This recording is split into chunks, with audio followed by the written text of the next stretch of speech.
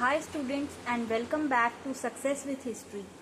तो आज का वीडियो क्लास 11th के लिए है, चैप्टर नंबर 3 से हिस्ट्री के,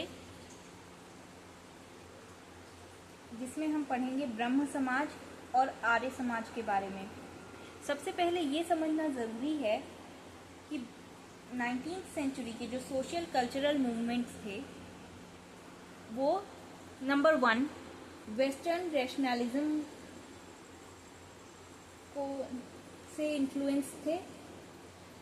नंबर 2 कुछ मूवमेंट्स हिंदुइज्म के रिफॉर्म मूवमेंट से इन्फ्लुएंस थे, जो कि स्क्रिप्चर्स के थ्रू उसे फॉलो किया जाता था। एंड नंबर 3 इन दोनों का कॉम्बिनेशन थे। तो चलिए पढ़ते हैं ब्रह्म समाज के बारे में।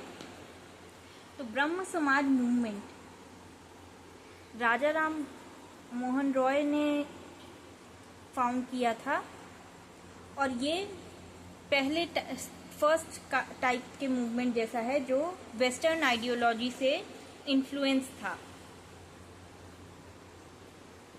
तो उनके अकॉर्डिंग जो हिंदुइज्म का डिक्लाइन हुआ है उसका रीज़न है ब्लाइंड फेथ, मतलब अंधविश्वास, और सारी evil practices like child marriage, caste system, ये सब जो हिंदुइज्म में आ गई थी। आत्मीय सभा उन्होंने फाउंड की थी 1814, अराउंड 1814 टू 15 के बीच, जहाँ पर वो अपने आइडियाज़ एक्सप्रेस करते थे ऑडियंस को। 1828 और कुछ लोगों के अकॉर्डिंग 1829 में ब्रह्म समाज फॉर्म हुआ, जहाँ जो क्रिएटर हैं ब्रह्मा जी, उनको प्रे किया जाता था, उनकी पूजा की जाती थी और उपनिषद पढ़े जाते थे। और राजा राम मोहन रॉय ने अपनी टीचिंग्स आइडियाज स्प्रेड किए थ्रू हिज बंगाली जर्नल संवाद कौमुदी।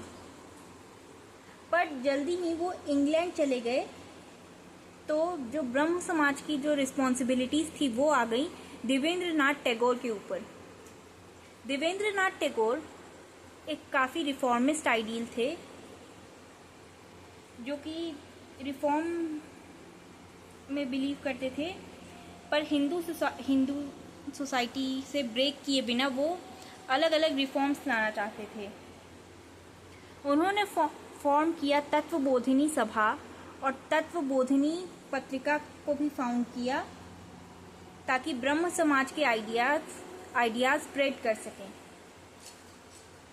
तो ये जो तत्वबोधिनी सभा थी वो प्रीच करती थी वेस्ट की सारी अच्छी और रैशनल चीज़ें, जो कि हिंदूज़ के मॉडर्नाइजेशन के लिए ज़रूरी थी।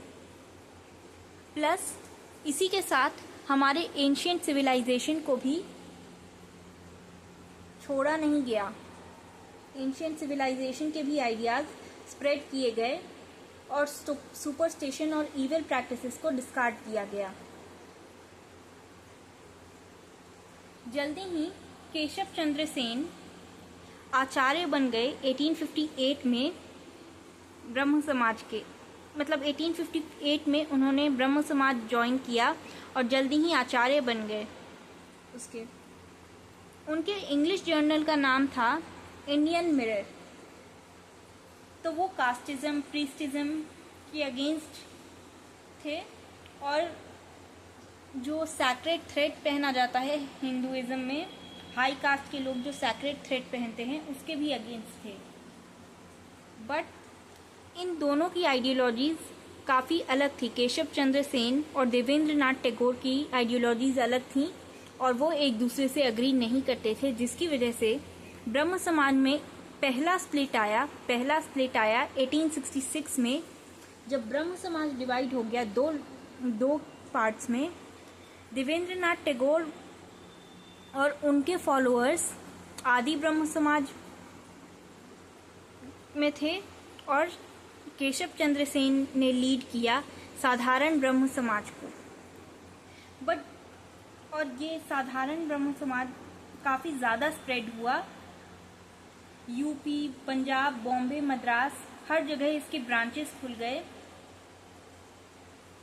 और मद्रास में इसे वेद समाज और बॉम्बे में प्रार्थना समाज के नाम से जाना जाने लगा। तो इनके जो ब्रह्मोस थे वो कास्ट सिस्टम को क्रिटिसाइज करते थे, चाइल्ड मैरिज के अगेंस्ट थे, इंटरकास्ट मैरिज के सपोर्टर्स थे, फीमेल एजुकेशन को सपोर्ट करते थे, एंटी पर्दा मूवमेंट चलाया इन्होंने वुमेन के लिए और वुमेन एम्पावरमेंट की तरफ काफ़ी काम किया। पर एक और बार ब्रह्म समाज में स्प्लिट आया जब केशव चंद्र सेन ने खुद ही अपने समाज के रूल्स तोड़े और अपनी 13-year-old डॉटर की शादी करा दी, जिसकी वजह से 1878 में स्प्लिट आया फिर से ब्रह्म समाज में। और इसका तो साधारण ब्रह्म समाज में जो केशव चंद्र सेन के अगेंस्ट थे वो सब रह गए और केशव चंद्र सेन के फॉलोअर्स ने स्टार्ट किया नव विधान ब्रह्म समाज।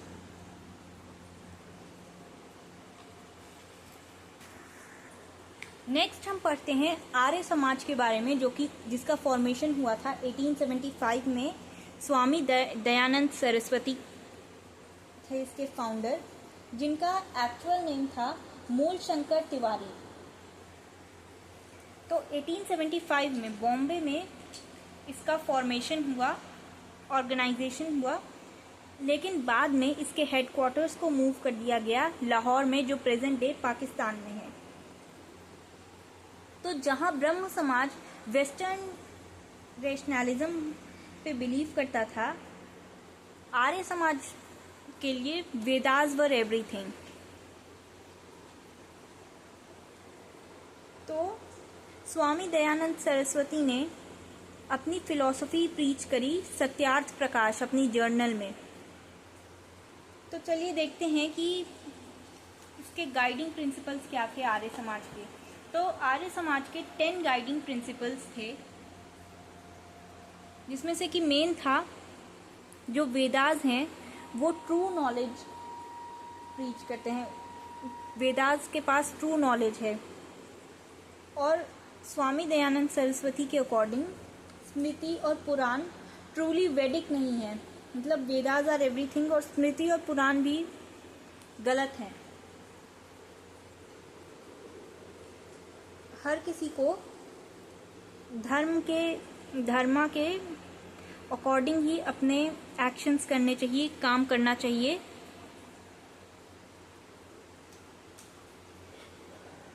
आर्य समाजी को ट्रूथ को एक्सेप्ट करना चाहिए और सच को एक्सेप्ट करना चाहिए और झूठ को अबैंडन करना चाहिए। जस्टिस हर किसी को मिलना चाहिए और सबकी social wellbeing as a whole consider करनी चाहिए ओवर इंडिविजुअल वेलबींग। इग्नोरेंस नहीं होना चाहिए और जो गॉड हैं वही प्राइमरी और अल्टीमेट सोर्स हैं ट्रू नॉलेज के। सबको अपनी सेल्फ प्रोग्रेस पे ध्यान देना चाहिए and according to Arya Samaj God ही, जो भगवान है वही सच हैं, इमॉर्टल है और वही क्रिएटर हैं। और and also Arya Samaj seeks mains wellbeing. तो आज की वीडियो में बस इतना ही। नेक्स्ट वीडियो में हम बात करेंगे अलीगढ़ मूवमेंट के बारे में।